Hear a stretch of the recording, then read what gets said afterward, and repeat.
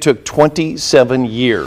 Breaking news, convicted killer Joseph Corcoran of Fort Wayne is dead. His execution was carried out early this morning. Corcoran was convicted and sentenced to death for the 1997 murders of his brother, his sister's fiance, and two of their friends. Our Kit Hanley has more on his final words and what lawmakers are saying this morning. Kit.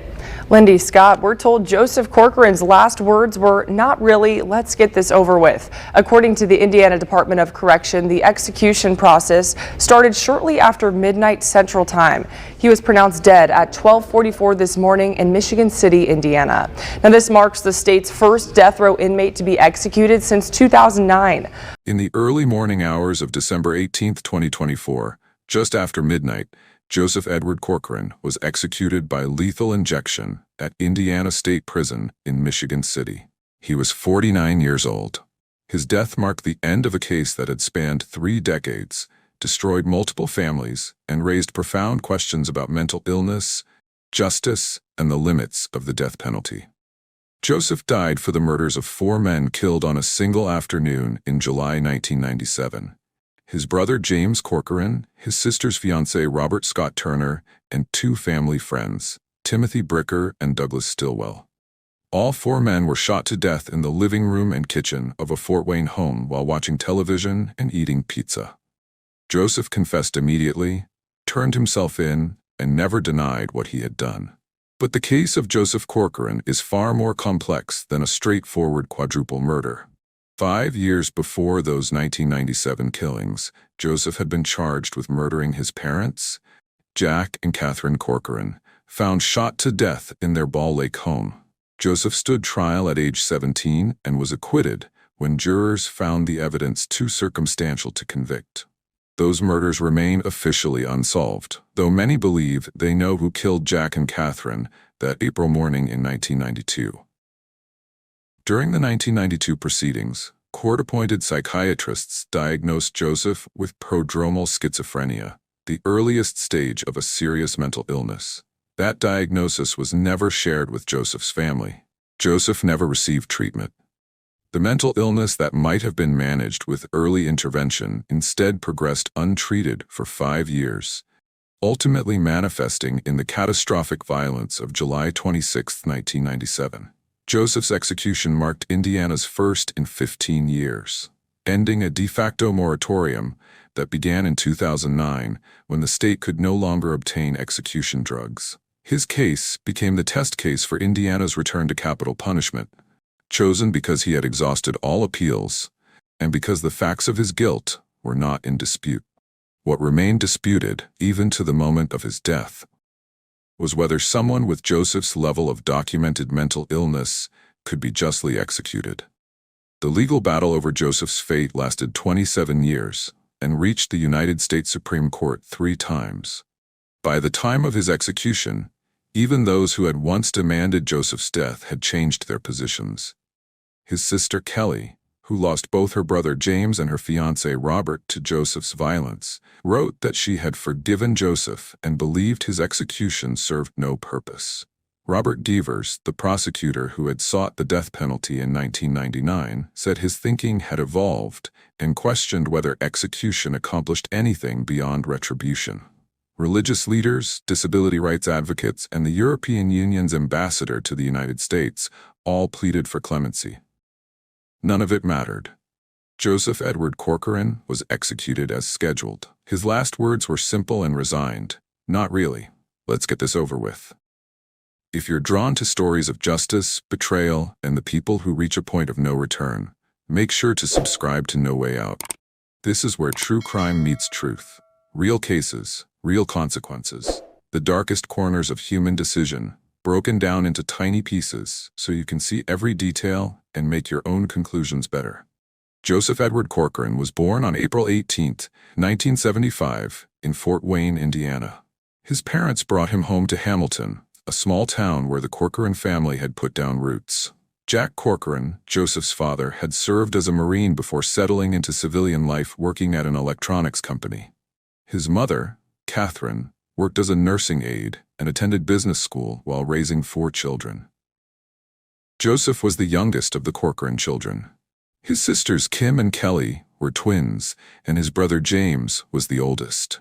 The family attended church regularly, with Catherine making sure all 4 children participated in services at their local Wesleyan congregation.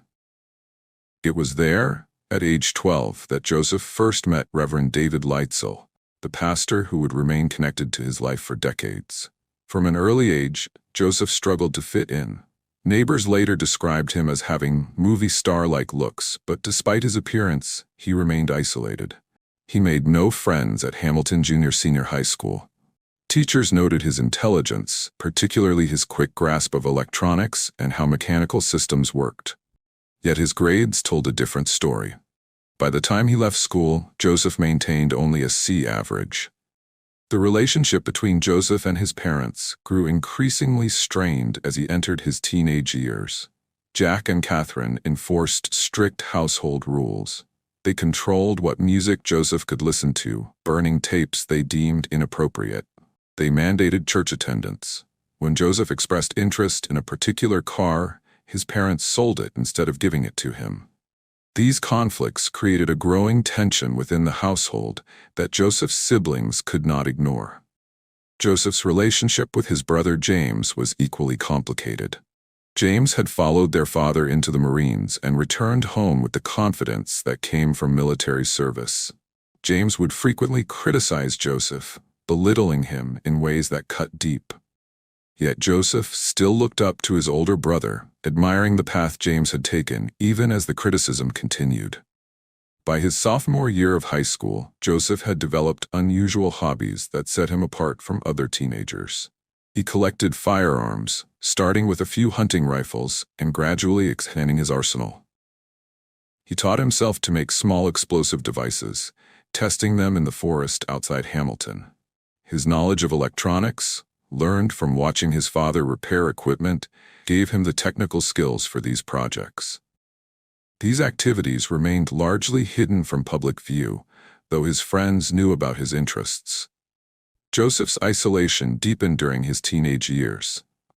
While other students at Hamilton Junior Senior High School formed friend groups and attended social events, Joseph remained alone.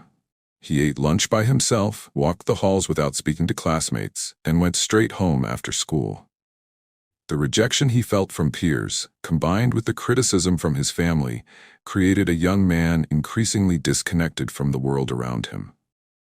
In April 1992, just days before Joseph's 17th birthday, something happened that would change the trajectory of his life forever. On the morning of April 14, 1992, what seemed like an ordinary Tuesday would become the day that tore the Corcoran family apart. Joseph woke up that morning in the family's home at Ball Lake near Hamilton in Steuben County. He got ready for school as usual, ate breakfast with his parents, and gathered his books for class. Around 7:30 in the morning, he left the house to catch the school bus to Hamilton Junior Senior High School. It was a typical routine for a 16-year-old sophomore. Joseph boarded the bus and headed to school, leaving Jack and Catherine at home. Around 8:30 that morning, Kelly Corcoran arrived at her parents' Ball Lake home for what she expected to be an ordinary visit. Instead, she discovered a scene that would haunt her forever. She found her mother, Catherine Corcoran, 48 years old, dead in her bed upstairs. Catherine had been shot in the neck with a 12-gauge shotgun. Kelly ran downstairs and found her father, Jack Corcoran, 54, lying dead on the couch. The former Marine had been shot in the back of the head with the same type of weapon. Kelly immediately called 911, her voice shaking as she reported finding both her parents dead. Within minutes, Steuben County Sheriff's Department deputies and Indiana State Police detectives converged on the quiet lakeside home. The scene they found was horrific but puzzling. There were no signs of forced entry anywhere in the house. No windows had been broken, no doors had been jimmied open. Nothing in the house appeared to have been disturbed or stolen. The family's valuables remained in place. This was not a robbery gone wrong. Investigators began processing the crime scene carefully.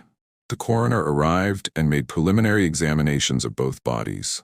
The timing of the deaths appeared to be that morning, likely between 7:30 when Joseph left for school and 8:30 when Kelly arrived. Both victims had been shot with a 12-gauge shotgun, a common firearm in rural Indiana households. But despite conducting a thorough search of the house, the surrounding property, and the wooded areas near Ball Lake, investigators could not locate the murder weapon. The shotgun had been removed from the scene. This suggested the killer had taken it when they left, indicating consciousness of guilt and an attempt to hide evidence. Detectives from the Indiana State Police took over the lead investigation. They began interviewing family members, starting with the surviving children. James, Kim, and Kelly all expressed shock and horror at their parents' deaths. They were cooperative with investigators, but initially provided little useful information about who might have wanted to harm Jack and Catherine. Meanwhile, at Hamilton Junior-Senior High School, Joseph was attending his morning classes, seemingly unaware of what had happened. He moved through his schedule as normal, sitting through lectures, taking notes, keeping to himself as he always did. It was not until late morning that police arrived at the school.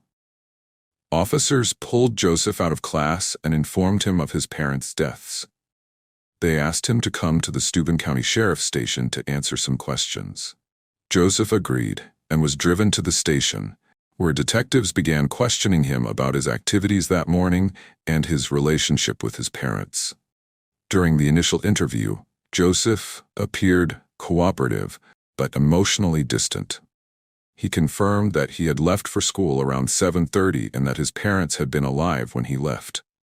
He described the tension in the household, admitting that he and his parents had frequent conflicts over rules, music, church attendance, and other issues, but he denied any involvement in their deaths. As the investigation progressed, detectives uncovered information that made Joseph their primary suspect.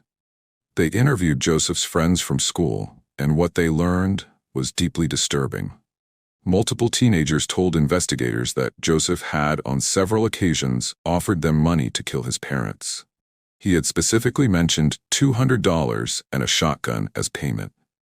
Some friends said Joseph had joked about it, but others felt the offers had been serious. The conversations had not been limited to these offers. Joseph and his friends had discussed killing in general terms, talking about methods of murder, motivations for killing, and ways to avoid detection. They had talked about killing animals for practice. They had discussed how someone could get away with murdering family members. These discussions created a pattern that investigators found impossible to ignore. Detectives also learned about Joseph's growing firearms collection. Despite being only 16 years old, Joseph had accumulated multiple weapons, including shotguns.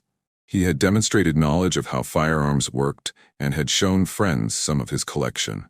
The murder weapon was a 12-gauge shotgun, exactly the type Joseph owned. The circumstantial evidence was building. Joseph had motive in the form of ongoing parental conflict. He had means through his access to firearms. He had opportunity, being in the house that morning. He had discussed wanting his parents dead with multiple friends. The timing placed the murders within the window between when Joseph left for school and when Kelly discovered the bodies. Yet the case had significant weaknesses.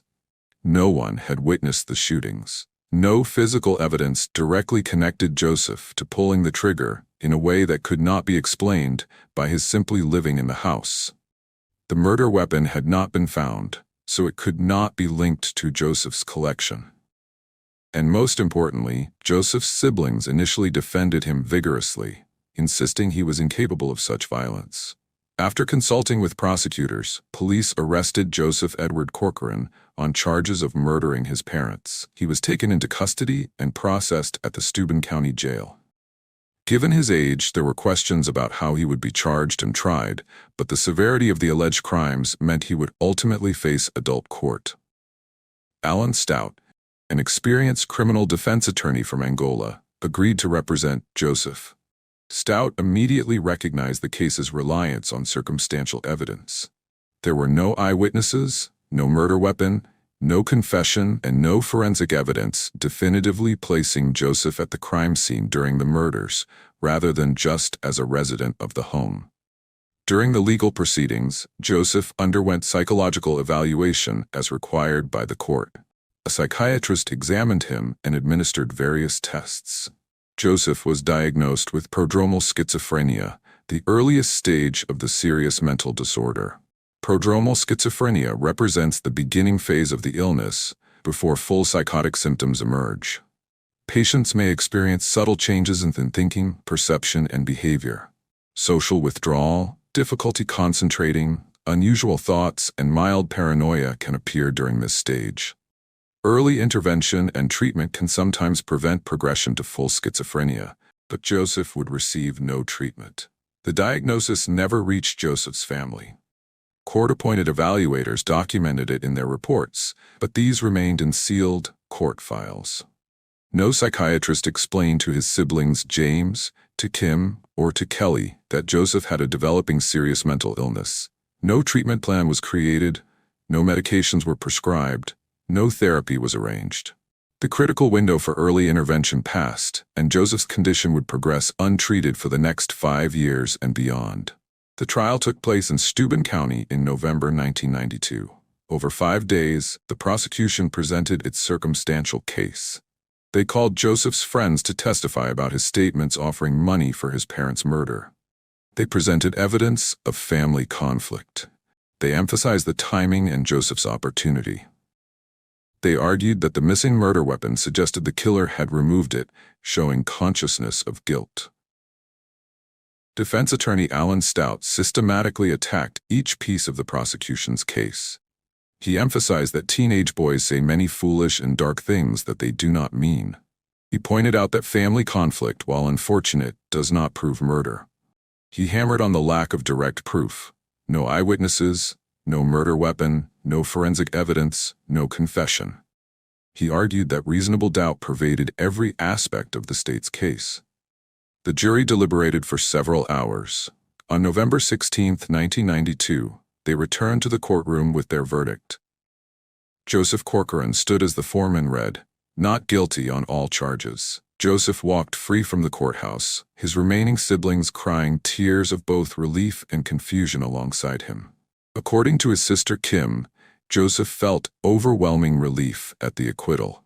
He told family members he wanted to complete high school, put this nightmare behind him, and follow his father and brother into the Marines. He talked about starting fresh, about proving he could make something of himself.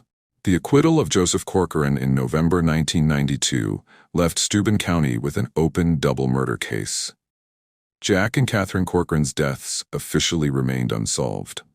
The sheriff's department kept the case file active, but the investigation stalled. Detectives had pursued their primary suspect to trial and failed to obtain a conviction. No new leads emerged in the weeks and months that followed. The murder weapon was never found. No witnesses came forward. The case went cold. For the Corcoran siblings, the acquittal created a complex emotional situation. Kelly, Kim, and James had defended Joseph during the trial, believing their younger brother was innocent. They had testified on his behalf, expressing their conviction that Joseph could not have committed such terrible acts. But privately, doubts lingered, especially for Kelly, who had discovered the bodies and had to reconcile her defense of Joseph with the horrific scenes she had witnessed. Joseph tried to move forward with his life, though the path ahead was unclear. He returned to Hamilton Junior-Senior High School briefly after the trial, but found the environment unbearable. Other students whispered about him in the hallways. Teachers looked at him with suspicion. Though legally found not guilty, the court of public opinion had rendered its own verdict. The stress and isolation became too much. In early 1993, at age 17, Joseph dropped out of school. He never earned his high school diploma, abandoning the plans he had expressed about completing his education and joining the Marines. That future, which had seemed possible in the immediate aftermath of the acquittal, slipped away as Joseph struggled to function in the wake of the trial. His sisters, Kim and Kelly, tried to help him rebuild his life. They helped him find work, starting with entry-level positions that required no diploma. Joseph worked as a dishwasher at a Fort Wayne restaurant, standing at industrial sinks for hours washing dishes and pots. The work was monotonous and poorly paid, but it gave him something to do and a small income. Later, he found work as a cook at another establishment, though his responsibilities remained basic. He was not creating elaborate dishes, but rather preparing simple menu items according to established procedures. Eventually, Joseph secured a position as a machine operator at a manufacturing facility in New Haven, Indiana. This job offered slightly better pay and more stability, though the work remained repetitive and unremarkable. Joseph moved between his sisters' homes during these years, never quite establishing his own independent life. He would live with Kim for a while, then move to stay with Kelly. James had his own place in Fort Wayne, but remained in contact with the family. The relationship between James and Joseph, already strained before their parents' deaths, continued to deteriorate. James, who had served in the Marines like their father, maintained high expectations for how people should live their lives. He was disappointed that Joseph had dropped out of school and frustrated by Joseph's inability to hold steady employment for long periods. James criticized his younger brother's choices, his work ethic, and his failure to follow through on plans. These criticisms echoed their father's approach and drove a wedge between the brothers. What none of the siblings understood was that Joseph's struggles went far deeper than simple immaturity or lack of ambition. The prodromal schizophrenia diagnosed in 1992 was progressing, developing into a more serious condition. Joseph began experiencing symptoms that he could not explain and that his family did not recognize as signs of psychiatric illness. Joseph became convinced that he suffered from a strange speech disorder. He believed that he spoke his innermost thoughts aloud without being able to hear himself doing so. In his mind, his private thoughts were constantly being verbalized without his knowledge or consent, allowing others to hear things he never intended to share. To cope with what he perceived as involuntary speech, Joseph took steps to protect his privacy. He soundproofed his room in whatever house he was staying in, covering the walls with materials intended to prevent sound from escaping. He wanted to prevent others from hearing the thoughts he believed he was speaking aloud. His family saw this as strange behavior, but not as a symptom of serious mental illness. In their minds, Joseph had always been odd, socially awkward, and prone to unusual ideas. During these years, Joseph's firearms collection continued to grow. He had owned several guns as a teenager, and now as a young adult with his own income, he steadily acquired more. By his early 20s, he owned 32 firearms, ranging from handguns to rifles to shotguns. He stored them carefully in his room and in attic spaces where he kept the key, ensuring others did not have access to his collection. His interest in explosives also continued. Joseph built small explosive devices, using his knowledge of electronics and chemistry to construct them. He tested these devices in wooded areas outside of town, setting them off in isolated locations where the noise would not draw attention. His technical skills, inherited from watching his father work with electronic equipment, gave him the ability to understand firing mechanisms and detonation systems. In rural Indiana during the mid-1990s, gun ownership was common and unremarkable. Many households had multiple firearms for hunting, sport shooting, or home defense. Knowledge of explosives, while less common, was not entirely unusual among young men with technical skills, particularly those interested in military history or survivalist culture. Nobody reported Joseph's activities to authorities, and nothing he did appeared to violate any laws. By early 1997, Joseph had been living for several years in a house at 1602 Bayer Avenue in Fort Wayne. He shared the residence with his brother James and his sister Kelly. Kelly's 7-year-old daughter also lived in the home. The arrangement had worked reasonably well for some time, providing Joseph with stable housing while allowing James and Kelly to keep an eye on their younger brother, who clearly struggled with life's basic challenges. The three siblings had come together at this house after their parents' deaths and Joseph's acquittal in 1992. James had returned from his Marine service and needed a place to live. Kelly was raising her daughter as a single mother and needed support. Joseph, having dropped out of school and bouncing between low-wage jobs, could not afford to live independently. Sharing the Bayer Avenue house made practical and financial sense for all three siblings. They split the rent and utilities, pooled resources for groceries, and maintained separate bedrooms and personal spaces within the home. But in the spring of 1997, circumstances began to change. Kelly Corcoran, now 32 years old, had fallen in love with a man named Robert Scott Turner.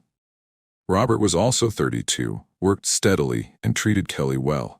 He spent considerable time at the Bayer Avenue house, becoming a familiar presence there.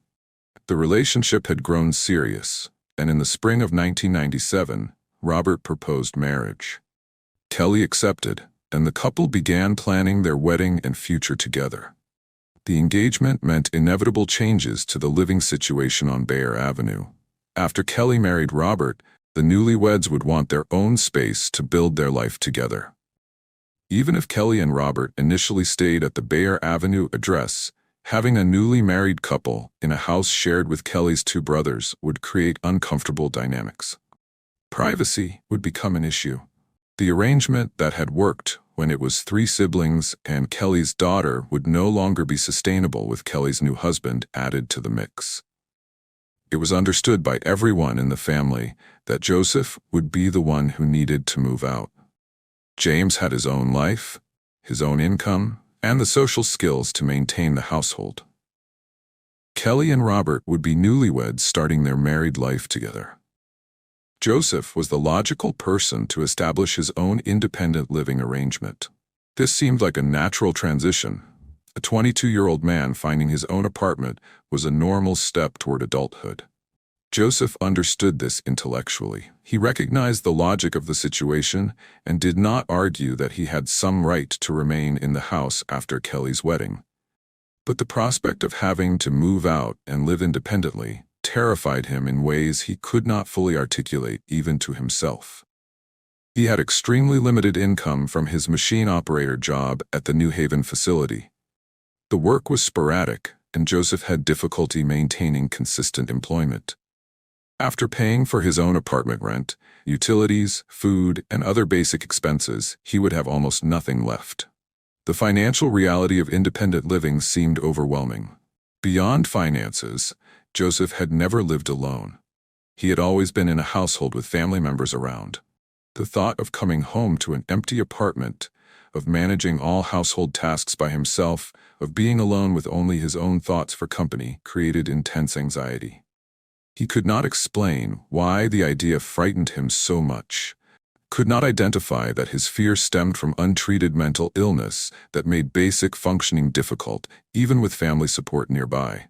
Hoping for a solution that would alleviate his terror, Joseph approached his brother James with a proposal. After Kelly married Robert, they could find a place together, split expenses, and Joseph would not have to navigate living alone. They were brothers, after all. It seemed like a reasonable request, especially given their shared family history and the tragedies they had both experienced. James said no. He told Joseph directly that he could not live with him.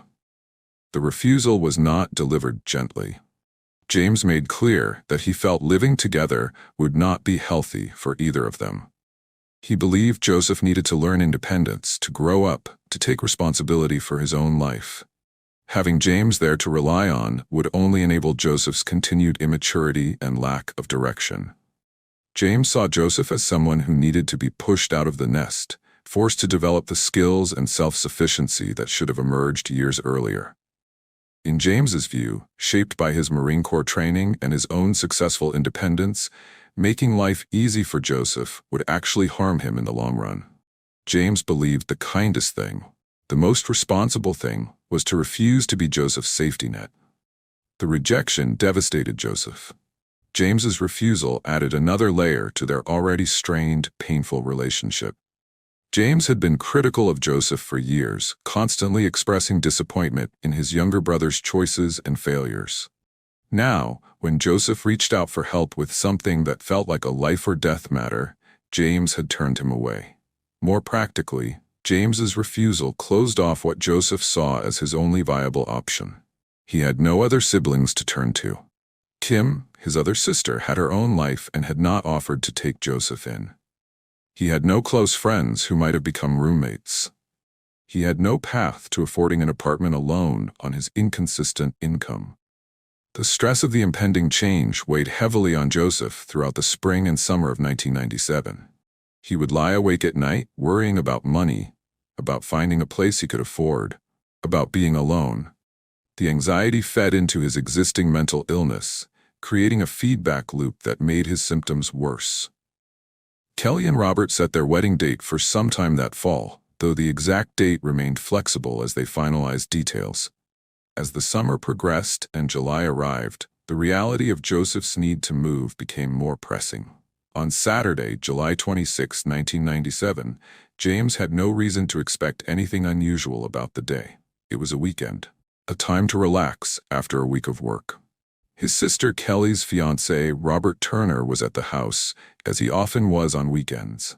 The Bayer Avenue house had become something of a second home to Robert, as he prepared to officially join the family through marriage. James had invited his friends Tim Bricker and Doug Stillwell to come over and hang out. The plan for the afternoon was simple and required no particular organization. The men would order pizza, watch television, and enjoy each other's company. It was the kind of casual gathering that characterized their friendship, an easygoing afternoon with no agenda beyond spending time together. They settled into the living room, ordered their food, and began what they expected to be a typical, relaxed Saturday afternoon in Fort Wayne. James had no way of knowing that upstairs, lying on his bedroom floor, his younger brother was experiencing a severe mental health crisis.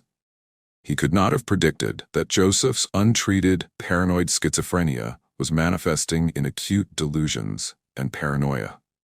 He did not understand that the ordinary sound of four friends talking and laughing was being interpreted by Joseph's diseased mind as evidence of conspiracy and threat.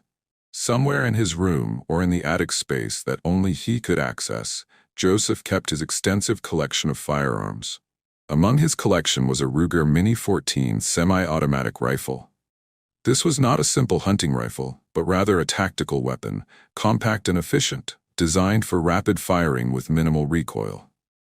The Ruger Mini 14 was popular among gun enthusiasts for its reliability and effectiveness. It was the type of weapon chosen when someone wanted firepower in a portable package. Joseph made a decision in those moments on his bedroom floor. The exact thought process that led him from lying there listening to actually taking action remains known only to him. But the result of that internal process was clear and would soon become horrifically evident. He decided to confront the men downstairs. He decided to bring the rifle with him. Before Joseph went downstairs to confront the men, he took one action that would later be interpreted in multiple ways by lawyers, judges, and jurors. He got up from his position on the floor and walked down the hallway to his niece's room. Kelly's 7-year-old daughter was in there, playing with her toys, completely unaware of what was developing in her uncle Joseph's mind. Joseph entered the room and spoke to his niece. He told her she needed to come with him to a different bedroom. He brought her to another upstairs bedroom, had her go inside, and told her to stay there. He wanted her to stay in that room and not come out, no matter what she heard. He was protecting her from what was about to happen, ensuring she would not be in the line of fire, removing her from danger. After securing his niece in the bedroom with instructions to stay there, Joseph returned to his own room. He retrieved the Ruger Mini 14 from wherever he stored it. He loaded the weapon, checking to ensure it was properly functioning, inserting a magazine with sufficient ammunition. He prepared himself mentally for confrontation, for going downstairs, for whatever was about to happen. Joseph left his room for the second time and headed toward the stairs. He carried the loaded Ruger Mini 14 in his hands. His heart was racing. His mind was filled with paranoid certainty about what the men downstairs were saying about him. He descended the stairs, step by step, carrying the rifle toward the living room. The four men in the living room continued their afternoon, completely unaware of what was about to occur. They were eating pizza, watching television, talking and laughing together. They had no warning, no indication of danger, no reason to think anything was wrong. They were completely unprepared for violence. They were seconds away from death. If you're finding this documentary informative, please take a moment to like and subscribe. It really helps the channel continue producing this type of in-depth content. Now, let's continue. Joseph Corcoran reached the bottom of the stairs and turned toward the living room, carrying the loaded Ruger Mini 14 semi-automatic rifle in his hands. His heart pounded in his chest. His breathing was rapid and shallow. The paranoid delusions that had driven him from his room now consumed his entire consciousness.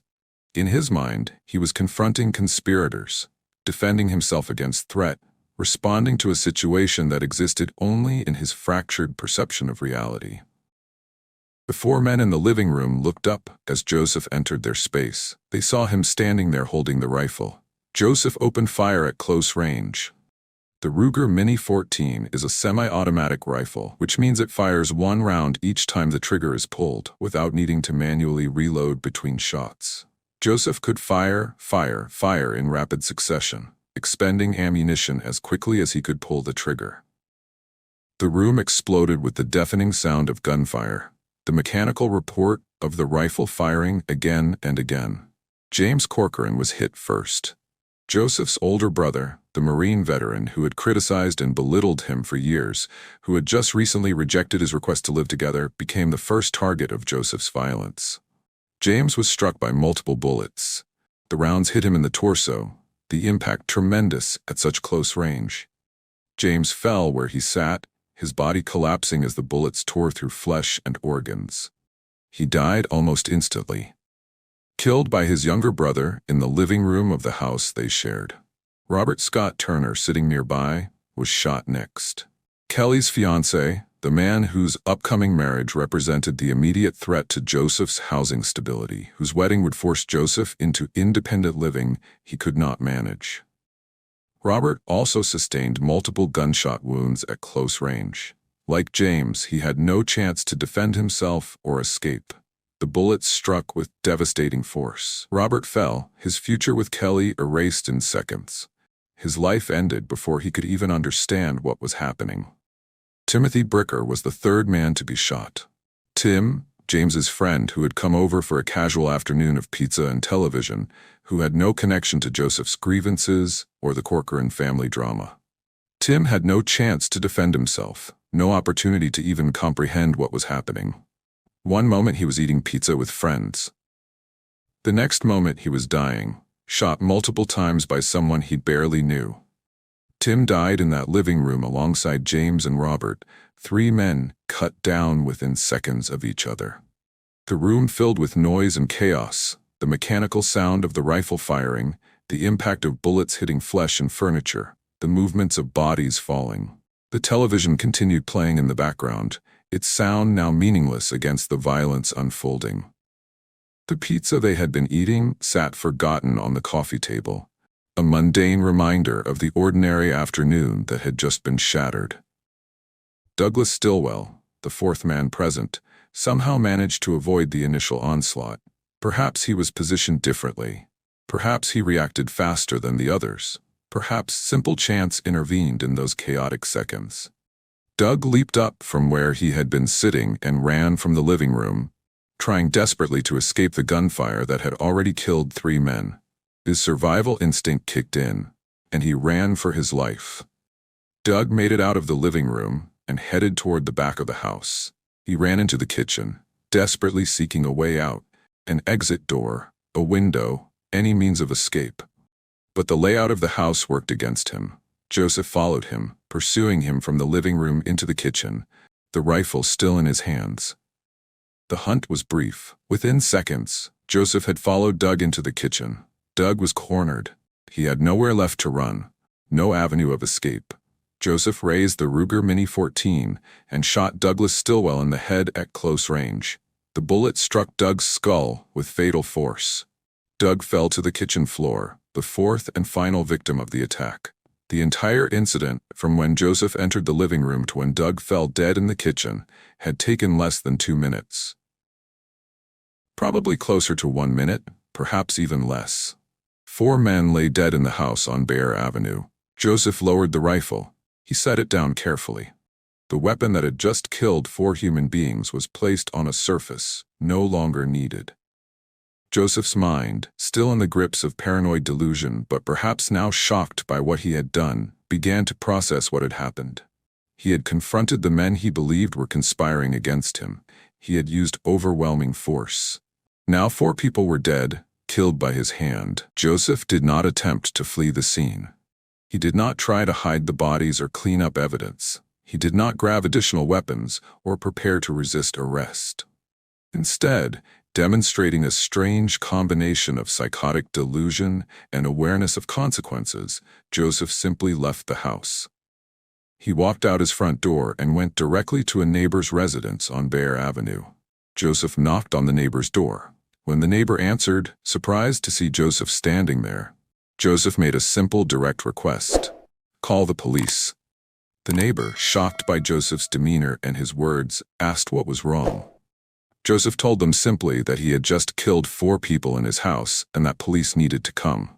The neighbor, stunned and unsure if this was real or some kind of disturbed joke, nevertheless complied immediately.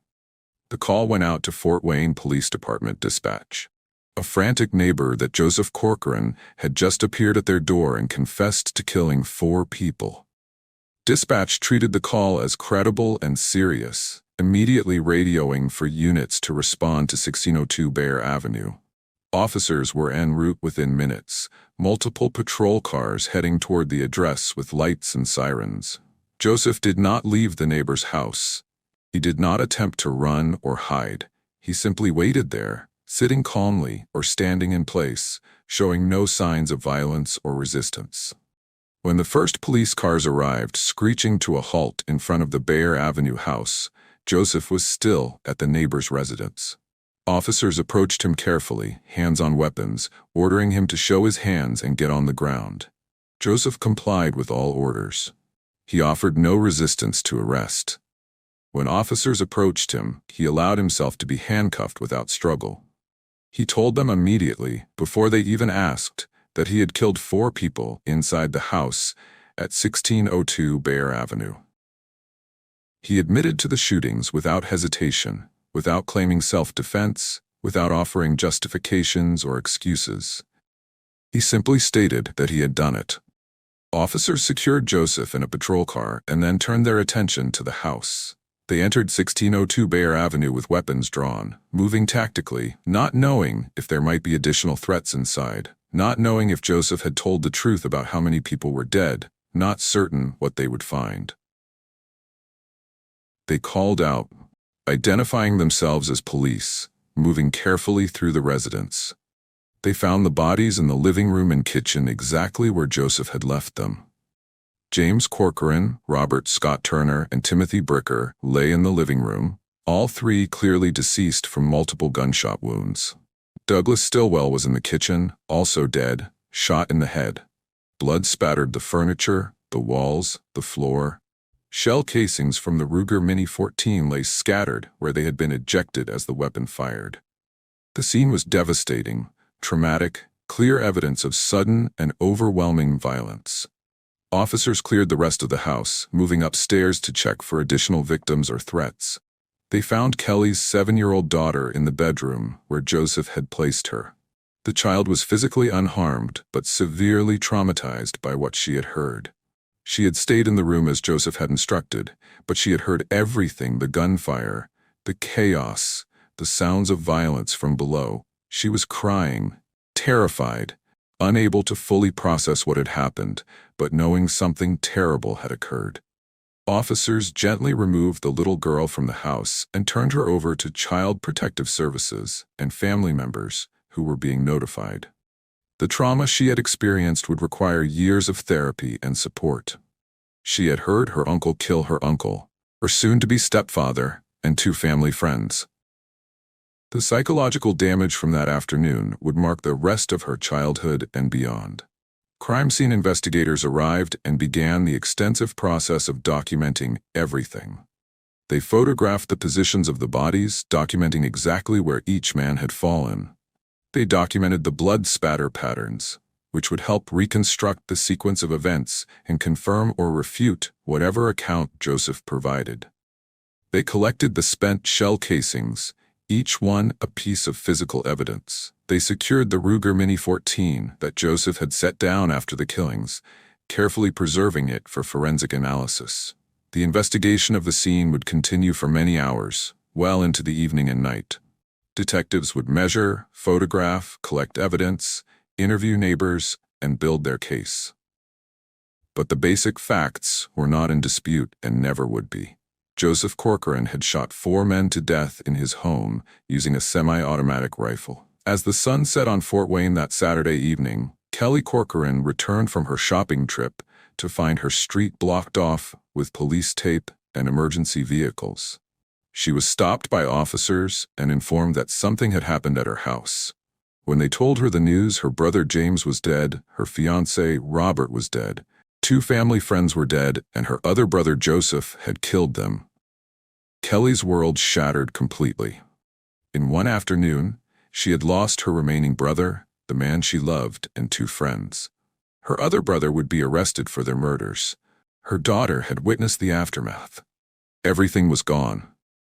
The investigation extended beyond documenting the obvious facts of the crime itself. When officers searched Joseph's room and attic spaces, they discovered an extensive arsenal of over 30 additional firearms, along with munitions, explosives, guerrilla warfare manuals, and a copy of The Turner Diaries, a white nationalist novel linked to domestic terrorism. This discovery raised questions about Joseph's mindset and preoccupations, though no evidence suggested racial hatred motivated these particular murders. Kelly Corcoran returned home from her shopping trip to find her world destroyed, her brother James and fiancé Robert dead, her other brother under arrest, and her young daughter traumatized. She told investigators about the family's troubled history, including the 1992 deaths of their parents and Joseph's acquittal, as well as the recent tension over Joseph needing to move out after her upcoming wedding. On July 28, 1997, Joseph was formally arraigned on 4 counts of murder, each carrying potential death penalty consequences. Allen County Prosecutor Robert Jevers took personal control of the case, recognizing that guilt was not in question, but sentencing would be the central issue. The state of Indiana appointed John Nimmo and Mark Tama as Joseph's defense attorneys, and both men understood from the beginning that their goal was not to prove innocence, but to save their client's life. They faced extraordinary challenges.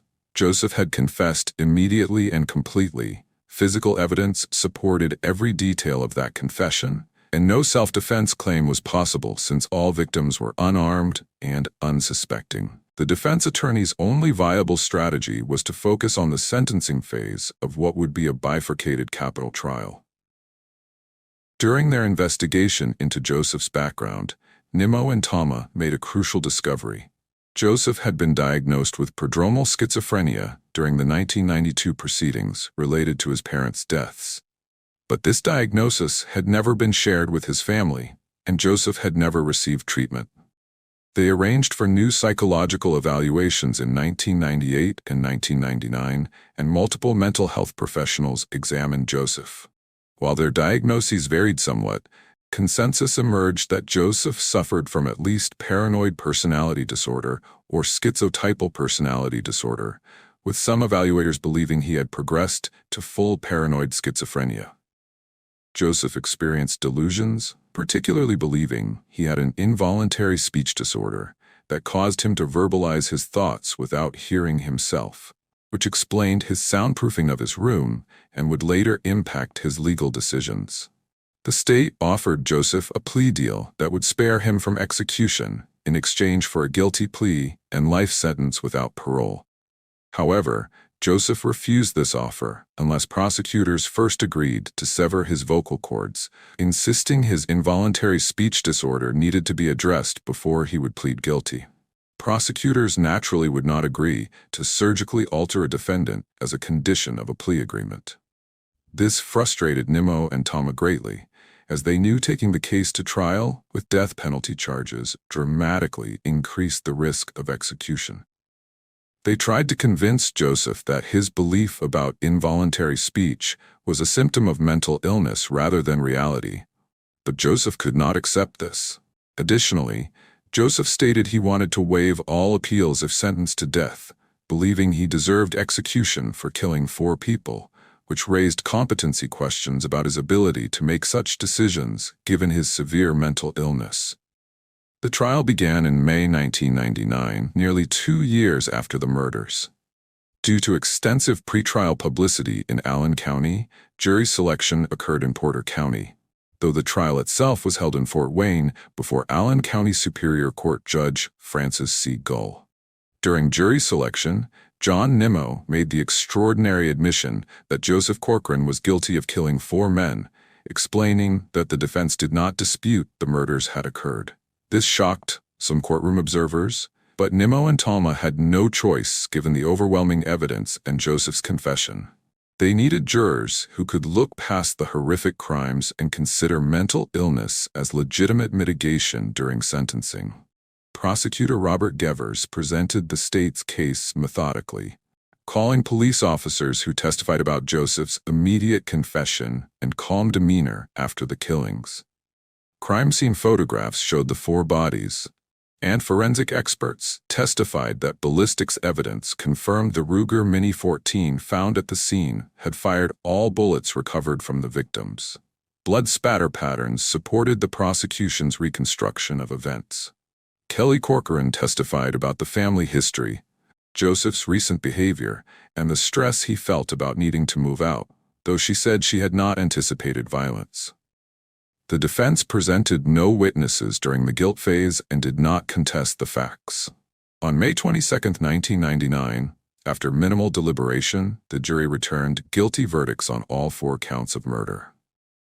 The penalty phase began immediately, where Nimmo and Talma would present their mitigation case, attempting to convince jurors that despite the terrible crimes, Joseph should receive life in prison rather than death. The prosecution's aggravating factor was straightforward: multiple victims, 4 people killed in a single incident, which, under Indiana law, could support a death sentence. Gevers argued the killings were calculated, noting Joseph had taken time to secure his niece in a bedroom before shooting the men, demonstrating awareness and planning. The defense presented 10 potential mitigating factors, including Joseph's young age of 22, lack of significant prior criminal history despite the 1992 acquittal, cooperation with police, remorse, and most critically, his mental illness and impaired capacity to appreciate the criminality of his conduct. 7 mental health professionals had evaluated Joseph by this point, and while their specific diagnoses varied, consensus existed that he suffered from serious mental illness affecting his thinking and decision-making. The defense's penalty phase case centered on extensive mental health testimony. Dr. Angum testified first, describing Joseph's schizotypal personality disorder and explaining how it affected his ability to process reality and make rational decisions. 2 other doctors who evaluated Joseph in 1999 went further, diagnosing him with paranoid schizophrenia and testifying that his condition had been progressing for years without treatment since the 1992 prodromal diagnosis went unheeded. These experts explained Joseph's delusion about involuntary speech, testifying that he genuinely believed he constantly verbalized his thoughts without hearing himself, which drove profound behavioral changes from soundproofing his room to refusing plea offers unless his vocal cords were severed. The defense argued that on July 26, 1997, Joseph experienced a severe mental health crisis, where his untreated paranoid schizophrenia and the stress of losing his housing transformed ordinary conversation into perceived threat, making him believe the 4 men were conspiring against him and discussing his guilt in his parents' deaths. Prosecutor Gevers countered that mental illness did not excuse murder, noting that Joseph had shown awareness by protecting his niece before the shootings and had the presence of mind to ask someone to call police afterward. Gevers emphasized the planning evident in Joseph's arsenal of 30-plus firearms, explosives, guerrilla warfare manuals, and copy of the Turner Diaries, arguing these suggested someone preparing for violence rather than acting purely from delusion. The defense presented evidence of Joseph's immediate and complete cooperation with police, his lack of attempts to flee or hide evidence, and his expressed remorse, arguing these showed retained capacity for moral reasoning. They emphasized his youth at 22, noting his brain was not fully developed, particularly the frontal lobes responsible for impulse control, making him less culpable than an older, mentally healthy defendant. Joseph's sisters testified about his isolation, lack of friends, troubled relationships with their parents, and their defense of him during the 1992 trial, asking the jury to spare his life despite his terrible crimes. On May 24, 1999, the jury returned with their sentencing recommendation, unanimously recommending that Joseph be sentenced to death on all 4 counts of murder, finding that the aggravating factor of multiple victims outweighed the mitigating factors. Under Indiana law, this recommendation was not binding, and Judge Gull would make the final sentencing decision after conducting her own analysis. Before the formal sentencing hearing, Timothy Bricker's mother created a moment that would resonate for decades. She approached the defense table carrying a box, walked directly to where Joseph sat with his attorneys, and set it in front of him. Inside was a Bible she had inscribed with Joseph's name. She looked at the man who had killed her son and said the Bible was for him, expressing hope he would find forgiveness and grace in it. Prosecutor Robert Devers later said he never forgot this remarkable act of grace, where a victim's mother, in the midst of her grief, found the strength to offer forgiveness and hope for peace. On August 26, 1999, Judge Gull held the formal sentencing hearing, reviewing all evidence and arguments before analyzing the aggravating factor of multiple victims against the 10 proposed mitigating factors.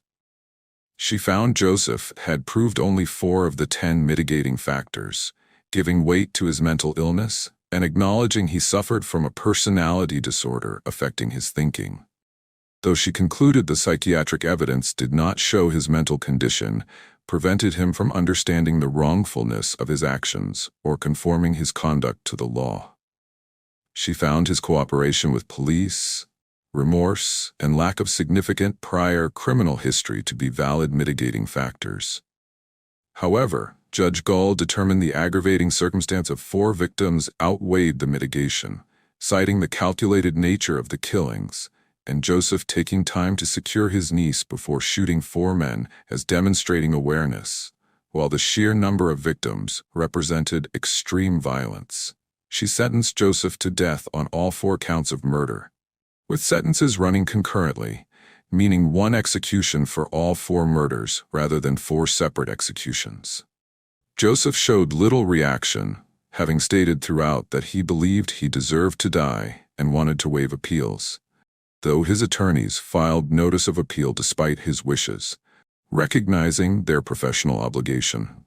The case reached the Indiana Supreme Court in 2000, with defense attorneys challenging various aspects of the trial and sentencing, particularly arguing that Judge Gull had considered non-statutory aggravating factors like heinousness of the crime and likelihood of future killings when determining death was appropriate.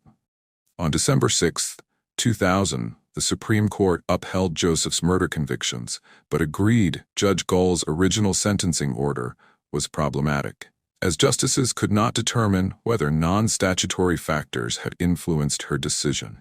The court vacated the 4 death sentences and remanded the case back to Judge Gull, ordering her to reconsider the sentence and issue a new order, clearly explaining which factors she considered and why the aggravating circumstance outweighed mitigation.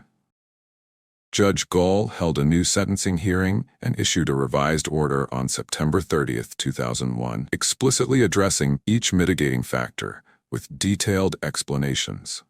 She found Joseph's personality disorder existed, but did not prevent him from appreciating wrongfulness, and again concluded the aggravating circumstance of 4 victims outweighed the mitigating factors, reimposing death sentences on all 4 counts, with far more detailed documentation, carefully tracking statutory requirements. On September 5, 2002, the Indiana Supreme Court reviewed Judge Gull's revised sentencing order and found it satisfied their concerns, upholding the death sentences in a majority decision. Justice Rucker dissented, arguing that executing the seriously mentally ill violated evolving standards of decency, noting the U.S. Supreme Court had recently prohibited executing people with intellectual disabilities in Atkins v. Virginia, and arguing the same logic should apply to severe mental illness, like paranoid schizophrenia. The majority disagreed, finding that while Joseph had mental health issues, he retained capacity to understand his actions and consequences. And the trial court had properly weighed his mental illness as mitigation, but reasonably concluded it did not outweigh the aggravating factor. Joseph began expressing his desire to waive further appeals in 2003, telling the post-conviction court he wanted to die and stating he believed the death penalty was just punishment for 4 counts of murder. This created a new legal question about whether Joseph was competent to waive appeals and volunteer for execution, with his attorneys arguing his severe mental illness meant he could not make rational decisions about legal options.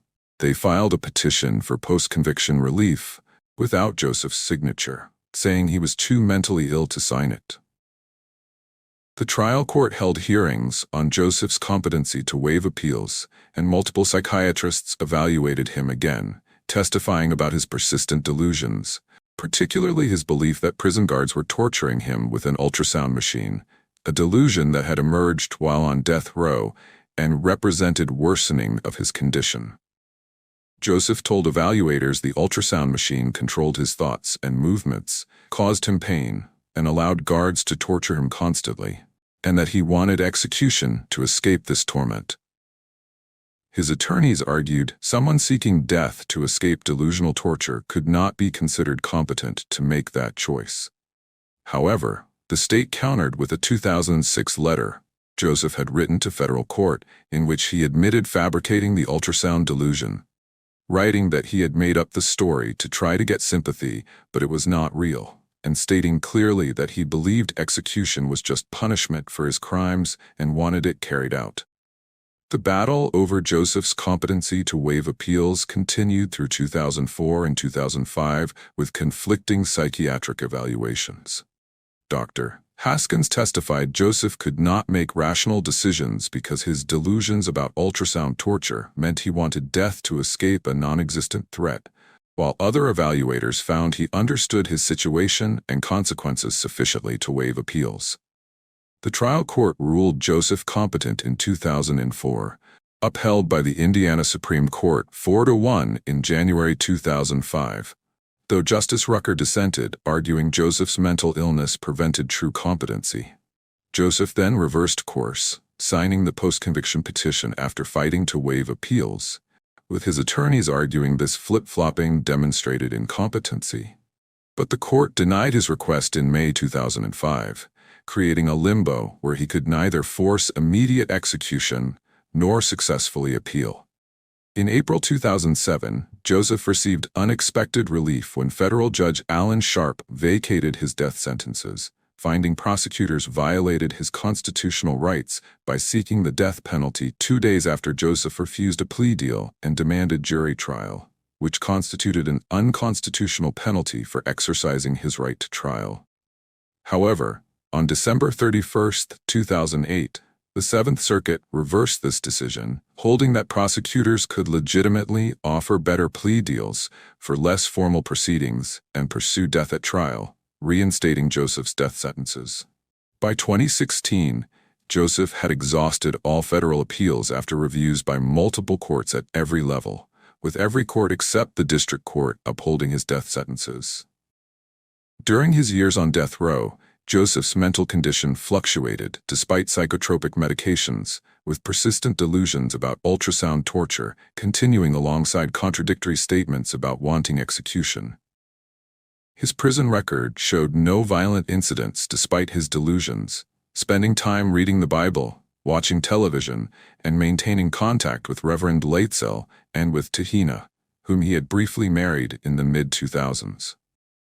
Critically, in March 2024, decades after a 2006 letter claiming he fabricated the ultrasound delusion, Joseph told prison staff the ultrasonic machine controlled his thoughts and bothered him endlessly, avoiding questions at recognizing these thoughts as delusional, creating contradictions that would become central to final legal battles.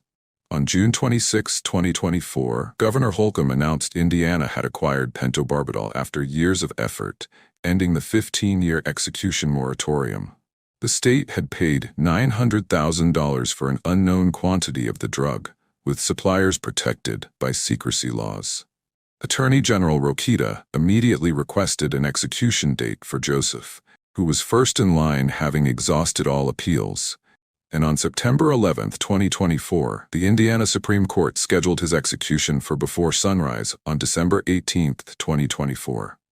Joseph's legal team, led by Larry Comp, filed new motions arguing that executing someone with severe paranoid schizophrenia violated the Eighth Amendment, while Joseph reconnected with and remarried to Hina on October 30, 2024, less than 2 months before his scheduled execution.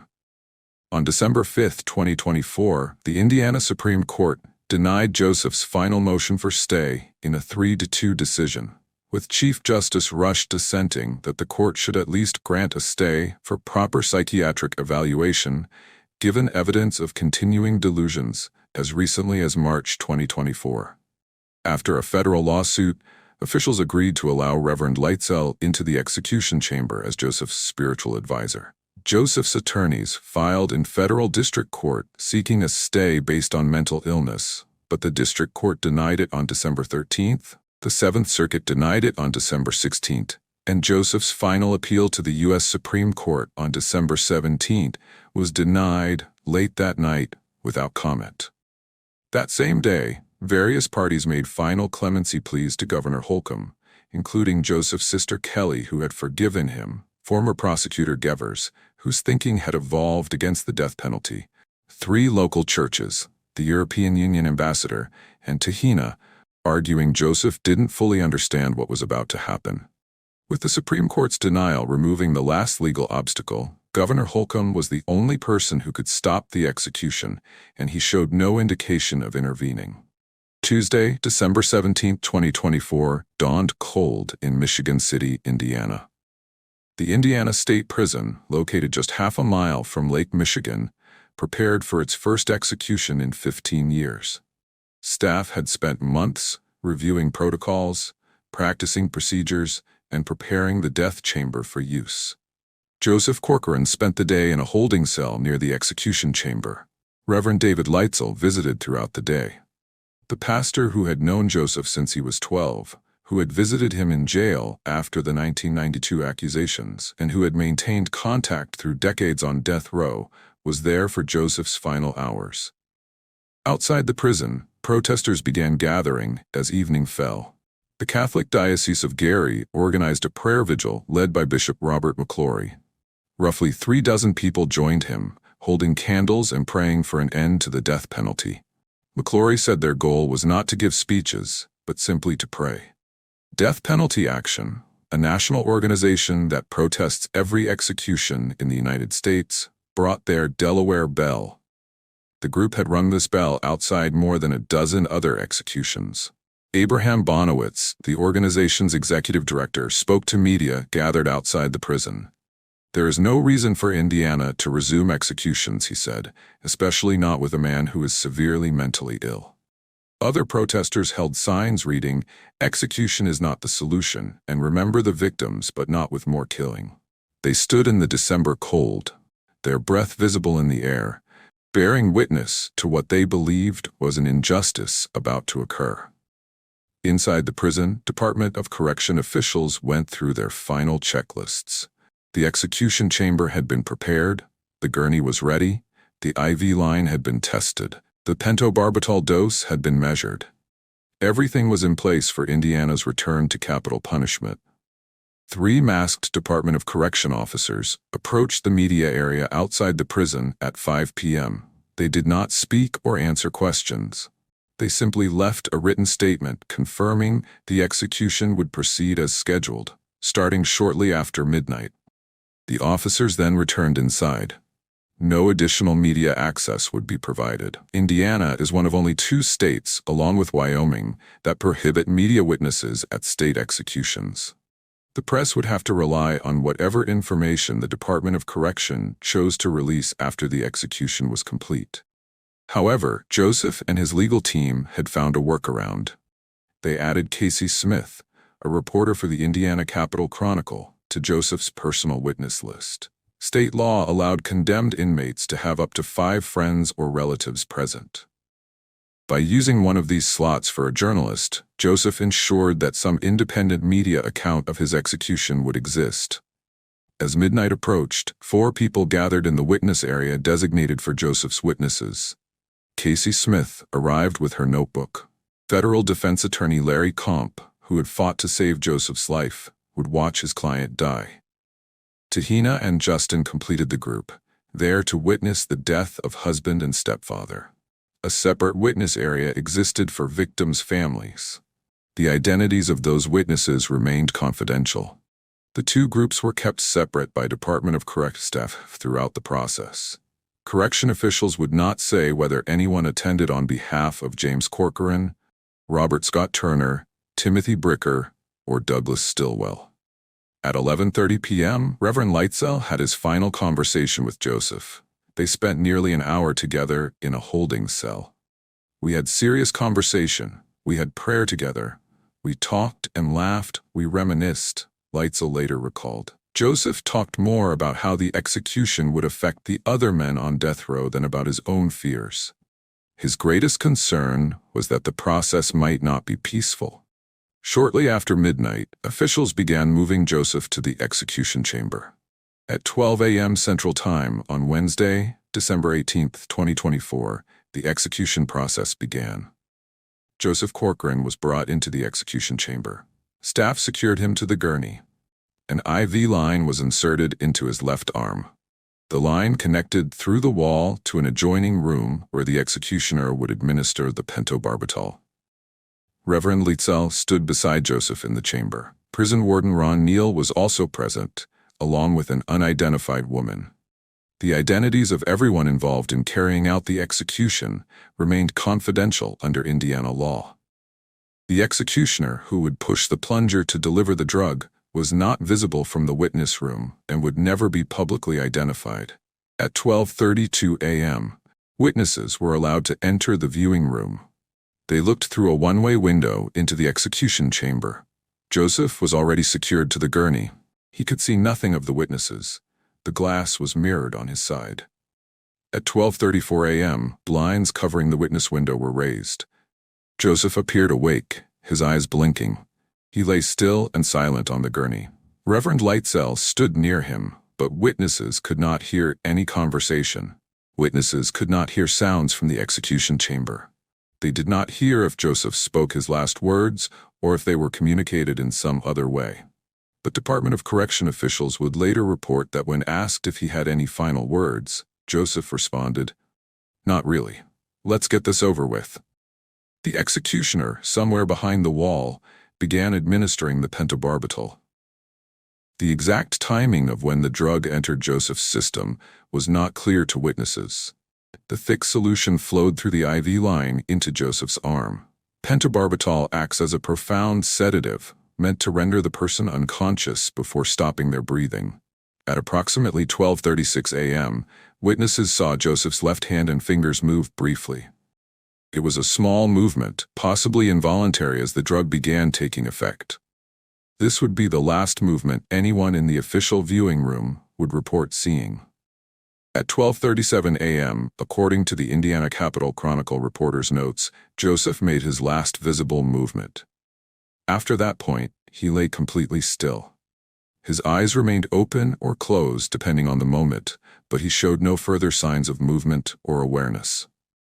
At 12:40 a.m., just 6 minutes after the blinds were raised, Warden Ron Neal closed the blinds to the witness room. The execution was still in progress, but witnesses were no longer allowed to observe. They had been permitted to watch for only 6 minutes total.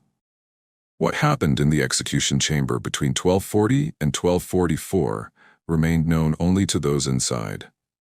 At 12:44 a.m. Central Standard Time, Joseph Edward Corcoran was pronounced dead. The execution had taken approximately 8 minutes from the time drugs began flowing, or possibly 10 to 12 minutes from the start of the process.